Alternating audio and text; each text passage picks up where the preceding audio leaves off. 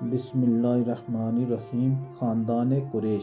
حضور اقدس صلی اللہ علیہ وسلم کے خاندان نبوت میں سبھی حضرات اپنی گوناگون خصوصیات کی وجہ سے بڑے نامی گرامی ہیں، مگر چند ہستیاں ایسی ہیں جو آسمان فضل و کمال پر چاند تارے بن کر چمکے۔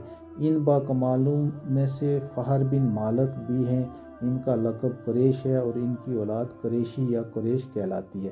فہر بن مالک قریش اس لیے کہلاتے ہیں کہ قریش ایک سمندری جانور کا نام ہے جو بہت ہی طاقتور ہوتا ہے اور سمندری جانوروں کو کھا ڈالتا ہے۔ یہ تمام جانوروں پر ہمیشہ غالب ہی رہتا ہے، کبھی مغلوب نہیں ہوتا۔ چونکہ فہر بن مالک اپنی شجاعت اور خطادار طاقت کی بنا پر تمام قبائل عرب پر غالب تھے، اس لیے تمام اہل عرب ان کو قریش کے لقب سے پکارنے لگے۔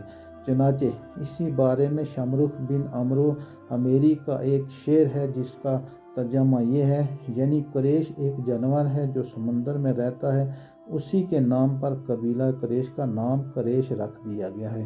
حضور صلی اللہ علیہ وسلم کے ماں باپ دونوں کا سلسلہ نسب فہر بن مالک سے ملتا ہے، اس لیے حضور اکرم صلی اللہ علیہ وسلم ماں باپ دونوں کی طرف سے قریشی ہیں۔